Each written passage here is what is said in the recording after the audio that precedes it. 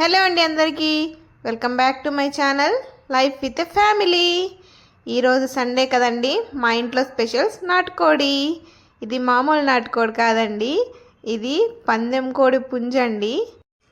ఇది ఈరోజు మేము ఎలా చేసుకున్నామో మీకు చూపిస్తానండి. ఫస్ట్ మనం ముక్కలన్నీ మీడియం సైజులో కొట్టుకోవాలండి.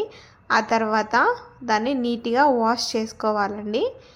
తర్వాత స్టవ్ ఆన్ చేసుకొని ఒక కుక్కర్ తీసుకొని అందులోకి 2 స్పూన్స్ ఆఫ్ ఆయిల్, ఆ తర్వాత 1 స్పూన్ ఆఫ్ ఆవాలు, 1 స్పూన్ జీలకర్ర వేసిన తర్వాత మనం దాల్చిన చెక్క ఇంకా లవంగాలు ఒక 4 నుంచి 5 వరకు వేసుకోవాలండి.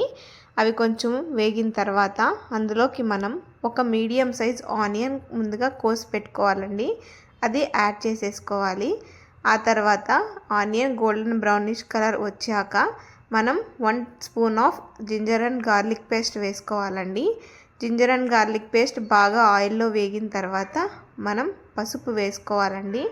పసుపు పచ్చివాసన పోయిన తర్వాత ముక్కలు అనేది వేసుకోవాలండి. ఇప్పుడు ఆ ముక్కలకి ఆ పసుపు ఇంకా జింజర్ గార్లిక్ పేస్ట్ బాగా పట్టేటట్లు మనం నీట్గా కలుపుకోవాలండి. ఆ తర్వాత మనం చేసుకుంటున్నది నాటుకోడి కదండి, అందులోనూ పందెం కోడి కదండి, అందుకు మేము 1 నుంచి 1.5 చెంబు వరకు వాటర్ పోసుకున్నామండి. ఆ తర్వాత కుక్కర్ మూత పెట్టేసి మనం దగ్గర 8 విజిల్స్ వచ్చేంత వరకు ఉడికించుకోవాలండి. ఎందుకంటే ఇది పందెం కోడి కాబట్టి. అది ఉడికే లోపల మనం దానికి కావాల్సిన మసాలా పేస్ట్ని రెడీ చేసుకుందామండి.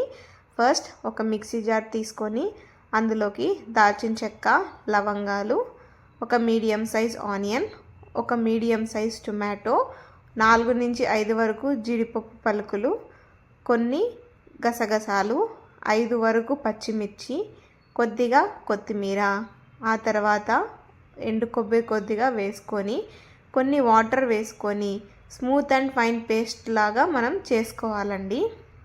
అది పక్కన పెట్టుకొని ఒక కడాయి తీసుకొని అందులోకి 2 స్పూన్స్ ఆఫ్ ఆయిల్ వేసుకొని 1 స్పూన్ జీలకర్ర, 1 స్పూన్ ఆవాలు వేసుకొని ఆ తర్వాత ఒక మీడియం సైజ్ ఆనియన్ని కట్ చేసుకొని అది కూడా వేసేసుకోవాలండి.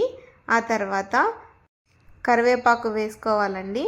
ఆనియన్ అండ్ ఇంకా కరివేపాకు వేగిన తర్వాత ఇక్కడ మనము అప్పుడు 1 స్పూనే వేసుకున్నాం కదండి, అందుకు ఇప్పుడు ఇంకొక స్పూన్ జింజర్ గార్లిక్ పేస్ట్ వేసుకోవాలండి.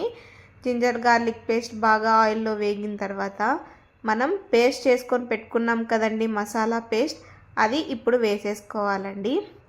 పేస్ట్ కొంచెం ఆయిల్లో వేగిన తర్వాత మనం 1 స్పూన్ ధనియా powder, 1 spoon garam masala, 1 spoon black pepper, 1 spoon వరకు సాల్ట్, ఆ తర్వాత 1 స్పూన్ లేదా 1.5 స్పూన్ వరకు మనం కారం వేసుకోవాలండి. వేసుకొని అంతా నీట్గా మిక్స్ చేసేసుకొని ఒక 5 to 10 మినిట్స్ దాకా మనం మీడియం ఫ్లేమ్లో పెట్టుకొని ఈ మసాలా అంతా నీట్గా ఉడికించుకోవాలండి. పచ్చివాసన అనేది అస్సలు రాకూడదండి, అందుకోసం మనం ఇక్కడ బాగా ఉడికించుకోవాలండి. ఇప్పుడు అది వేగిన తర్వాత మనం ఒక 100 గ్రామ్స్ వరకు పెరుగు ఇక్కడ యాడ్ చేసుకుంటామండి. యాడ్ చేసుకొని బాగా కలుపుకోవాలండి. నా రెసిపీస్ మీకు నచ్చినట్లయితే please like, share and subscribe to my channel life with a family. మసాలా పేస్ట్ అంతా బాగా పచ్చి వాసన పోయేంత వరకు మనం వేపుకున్న తర్వాత అది సైడ్ పెట్టేసుకొని కుక్కర్ 8 విజిల్స్ అయిపోయాక ఓపెన్ చేసుకొని ముక్కని ఈ విధంగా పట్టుకొని చూడాలండి.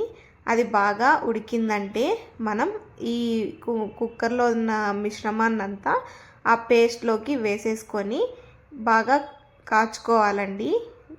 కూర అంతా దగ్గర అయ్యేంత వరకు మనం కాచుకోవాలండి బాగా. ఒకవేళ మీకు తక్కువ అనిపిస్తే వాటర్ కూడా ఇప్పుడు యాడ్ చేసుకోవచ్చండి. మీ రుచికి తగ్గ సాల్ట్, కారం ఇక్కడ యాడ్ చేసుకోండి. అంతేనండి, కొత్తిమీర వేసుకొని దింపేసుకోవడమే.